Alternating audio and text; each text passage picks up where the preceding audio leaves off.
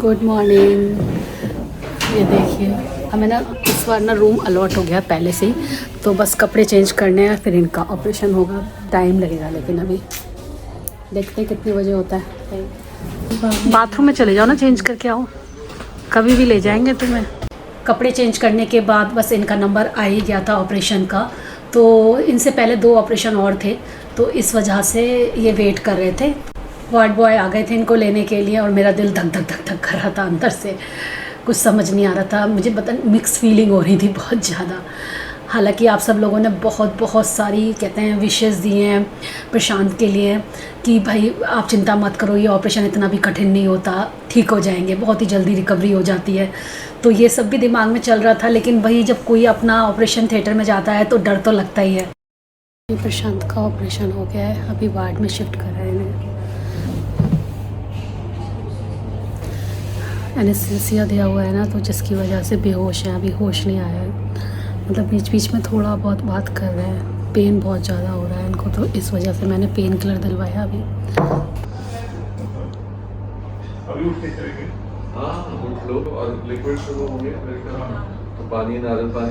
प्रशांत को देखने के लिए आए, दीदी खाना पैक करके लाई है मेरे लिए। जी हाँ जी बोल रहे कि मैं भी तुम्हारे साथ ही खाऊंगा।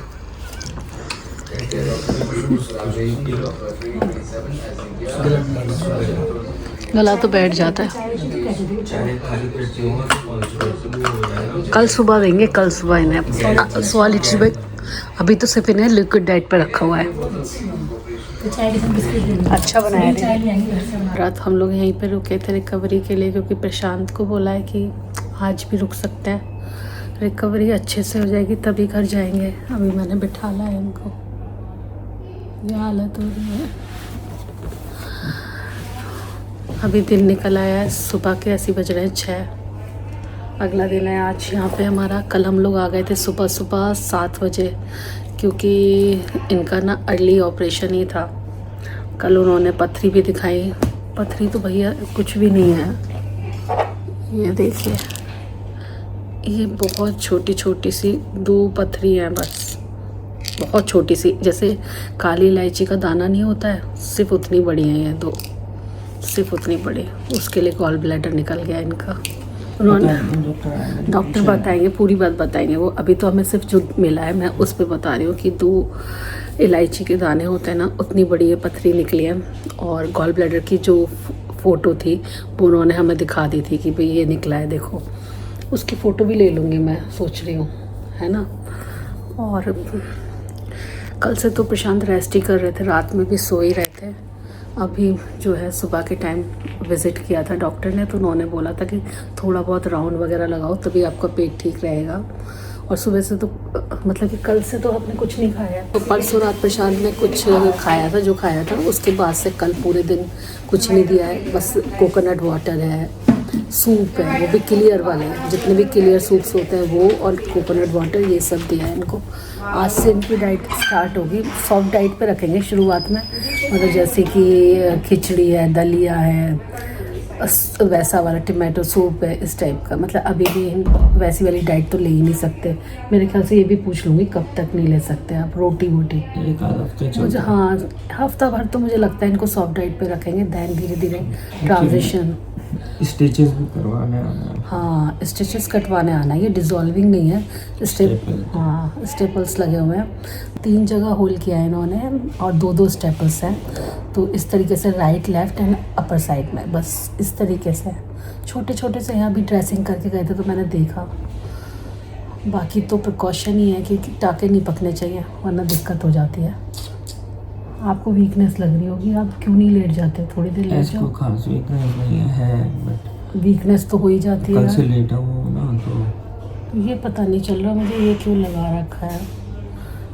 ये ड्रेनेज है, वेस्ट ब्लड और फ्लूइड होता है ना, उसके लिए वही बात हो गई। रात में ना ये इस पे सोई थी मैं, यही है सोफ़ा, इसी पे सो गई थी।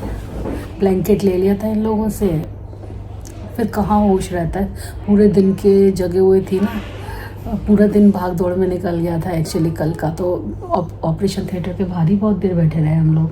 अच्छा। ओटी के बाद बाहर बहुत देर बैठे हैं, तो फिर पूरा दिन मतलब कल सुबह हम 5 बजे के जगह रात में मुझे इनकी सारी जब ड्रिप्स चढ़ गई है ना, 3-4 ड्रिप्स चढ़नी थी और हर आधा घंटे में चेंज होनी थी, तो तब तक तो नींद ही नहीं आनी थी मुझे। फिर वो जब सारी ड्रिप्स चढ़ गई हैं तब जाके मैं सोई हूँ 12:30 बजे करीब। सुबह 5:30 बजे फिर से ये लोग आ जाते हैं रूम में इंजेक्शंस वगैरह लगाने के लिए। अभी आज तो नहीं मैं सोच रही हूँ डिस्चार्ज लूँ, क्योंकि जब तक ये ठीक नहीं महसूस करेंगे तब तक नहीं लूँगी, वरना पिछली बार ले लिया था तो इन्हें दिक्कत सी हो गई थी। डॉक्टर ने ही बोला था जबकि आप डिस्चार्ज ले सकते हो, तो हमने उनके कहने पे ले लिया। लेकिन इस बार नहीं लेंगे, इस बार कहेंगे कि एक दिन आप एक्सटेंड कर लो जिससे कि आप थोड़ा ठीक महसूस करो। तो ये हॉस्पिटल में हमारा दूसरा दिन है।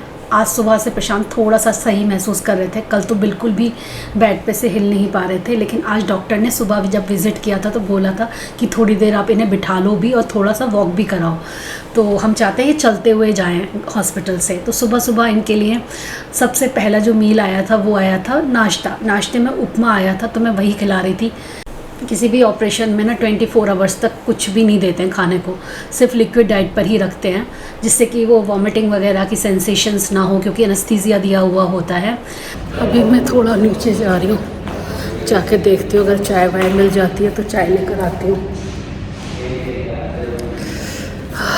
सुबह के बज रहे हैं 6:30 और इतनी तेज़ देखो दिन निकल आया, बहुत तेज़ धूप हो रही है। 6:30 बजे लग रहे हैं, 6:30 बज रहे हैं। मतलब आजकल बहुत ज़्यादा धूप होने लगी है। एक ये भी चक्कर है कि यहाँ पे कोई कैंटीन नहीं है फोर्टेज में। यहाँ पे फूड ट्रक खड़े होते हैं, तो वहीं से कुछ भी जो मिलता है वहीं से लेकर आ जाती हूँ, कभी मन करता है तो। बाकी घर से तो आ ही जाता है खाना।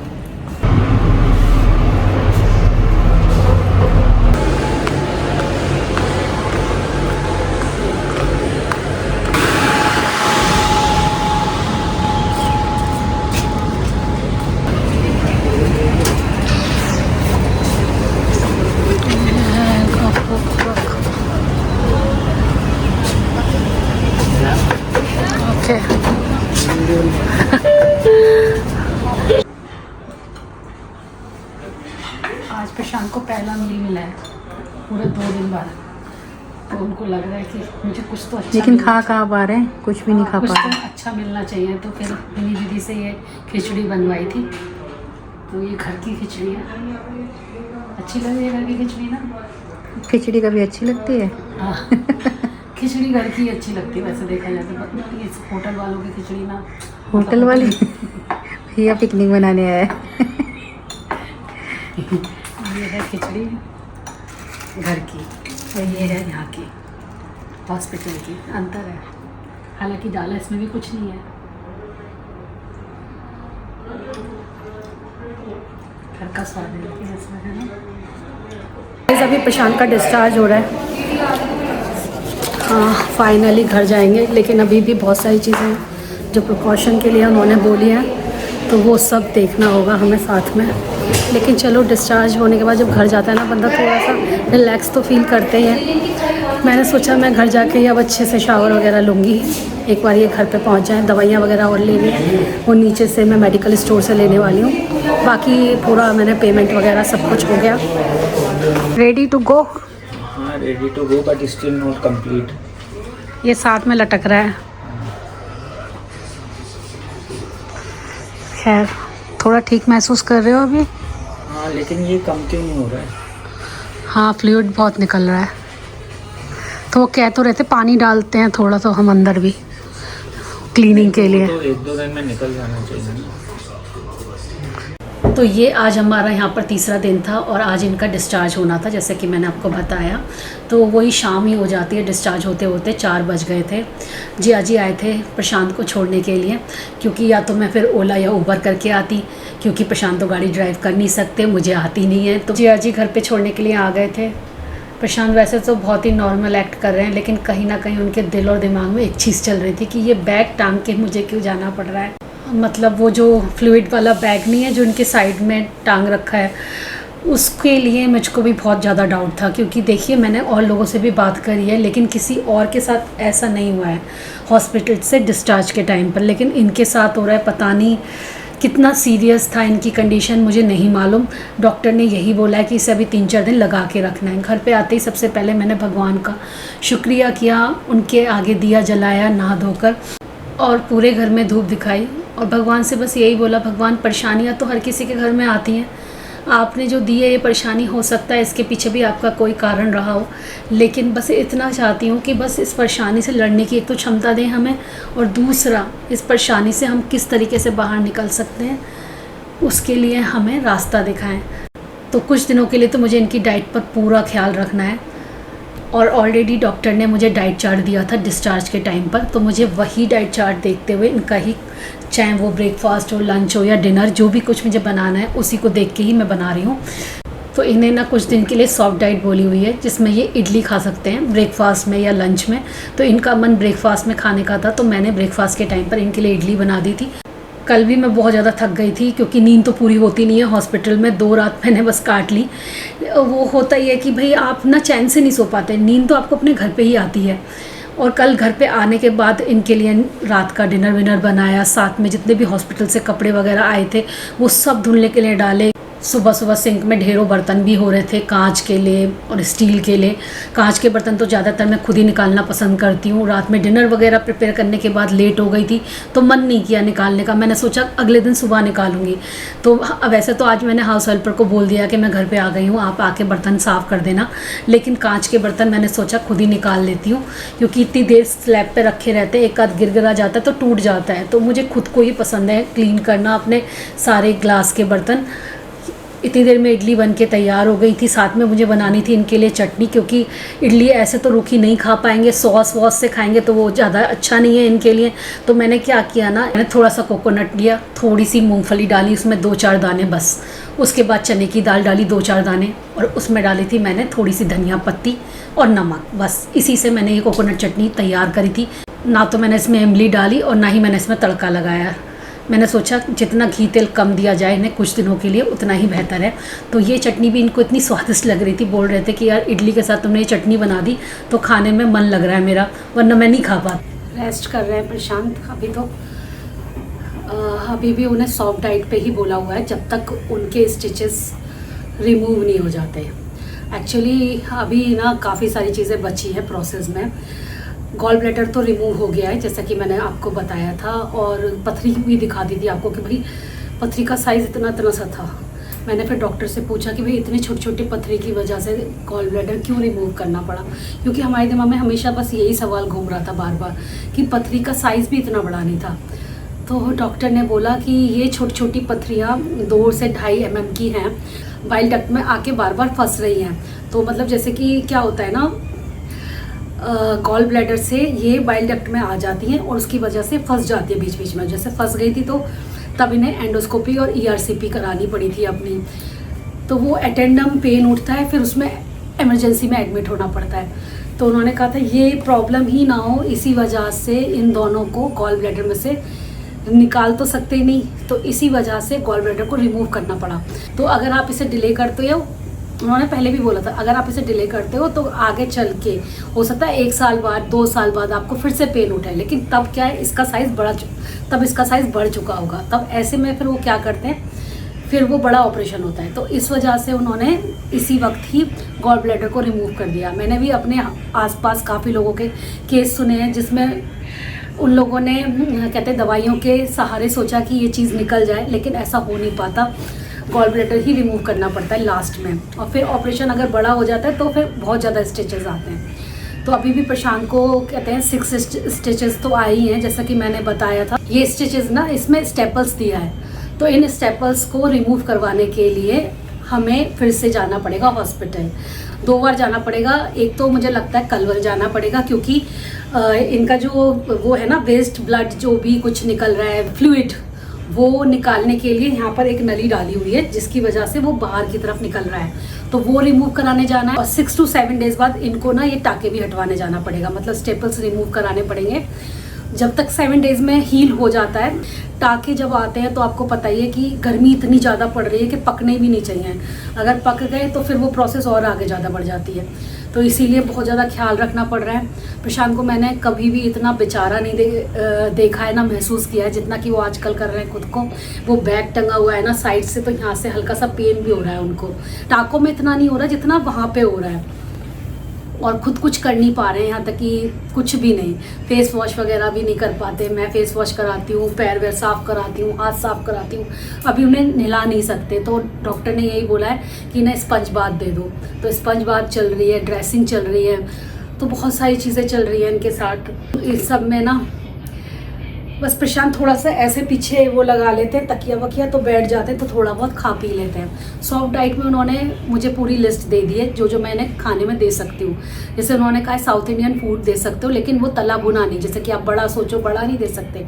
इडली दे दो, डोसा दे दो हल्का सा घी में बना के, ऐसी चीज़ें दे दो, लेकिन अभी रोटी मत देना है। रोटी जब तक नहीं देनी जब तक इनके टाँके रिमूव नहीं हो जाते हैं। तो पूरा 7 डेज़ बाद या 8 डेज़ बाद आप इन्हें रोटी भी दे सकते हो, फिर शावर भी ले सकते हैं, लेकिन भाई ध्यान तो रखना ही पड़ेगा। ये चल रहा है, बस चिंता हो गई है मुझे इनकी। और इसके बाद एक और चीज़ है, जो एक और प्रोसेस होना है इनकी बॉडी में ना। उस टाइम स्टंट डाला था, तो उसके लिए फिर से एंडोस्कोपी होगी और वो स्टंट बाहर निकाला जाएगा। वो छोड़ा नहीं जा सकता बॉडी में, वो भी रिमूव होगा, वो 15 डेज़ बाद होगा। लेकिन वो ऐसा नहीं बोला है कि उसके लिए एडमिट होना पड़ेगा, वो वॉक इन में जाके आप करा सकते हो। तीसरे दिन इनका डिस्चार्ज किया है अभी जो किया है, तो 2 दिन तो पूरा हॉस्पिटल में रहे। तीसरे दिन मैं शाम को आई हूँ, और आते ही बस मेरे को ना भगवान को बस धन्यवाद करना था। मैंने कहा भगवान आपने ऑपरेशन ठीक ठाक कर दिया, प्रशांत ठीक से आ गए वापस ऑपरेशन थिएटर से। डर लगता है यार, अपना कोई जब ऑपरेशन थिएटर में जाता है ना, दिल अंदर से धक धक करता है, बैठ जाता है दिल अंदर ही अंदर, किसी चीज़ में मन नहीं लगता है। आप यकीन नहीं मानोगे, क्योंकि मुझे पहले से पता था कि प्रशांत का ऑपरेशन होने वाला है, तो मैंने कुछ वीडियो जो पहले से शूट कर रखी थी वो ही आपके साथ इन दिनों अपलोड करी मैंने। वो भी जब मैं घर पे आ गई हूँ वापस, तब से मैंने शुरू करी, क्योंकि मेरे से इच्छा ही नहीं हो रही थी। मेरे अंदर ही ना कुछ अलग ही फीलिंग्स चल रही थी। अंदर मन ही नहीं कर रहा था, मेरे से मन ही नहीं कर रहा था कि मैं कोई व्लॉग या वीडियो आपके साथ डालूं। लेकिन जब मैं घर पे आ गई तब मैंने थोड़ा थोड़ा घर के कामों के साथ साथ मैंने कहा इस चीज़ पे भी ध्यान देती हूँ, तो मैंने व्लॉग्स और वीडियोस वगैरह आपके साथ शेयर करने स्टार्ट करी, जो कि पहले से बनी हुई थी। कुछ तो मेरी वैकेशन के टाइम की बनी हुई थी, और वैकेशन से आने के बाद मैंने 1-2 दिन और बनाई थी। सोचा जब मैं इनके साथ इन सब चीज़ों में बिजी चल रही होंगी तब मेरी ये वाली वीडियोज़ काम आ जाएंगी, आप लोगों को भी गैप नहीं मिलेगा, और टाइम टू टाइम चीज़ें जाती भी रहेंगी। इस वजह से मैं शूट करके गई थी काफ़ी कुछ। गाइज़ आप लोग प्रेयर करना कि प्रशांत जल्दी से ठीक हो जाए, स्पीड रिकवरी हो जाए उनकी, फटाफट से वो सही हो जाए, पहले जैसा महसूस करने लगे। बाकी तो देखो उन्हें ध्यान तो अपना रखना ही है, कुछ दिनों तो ख़ास तौर से रखना है। 15 डेज़ तो उन्होंने बोला ही है कि 15 डेज़ तो आपको इनकी केयर करनी ही है, उसके बाद धीरे धीरे ही अपने रूटीन में आ जाएंगे। तो बस मैं भी भगवान से बस यही प्रेयर कर रही हूँ।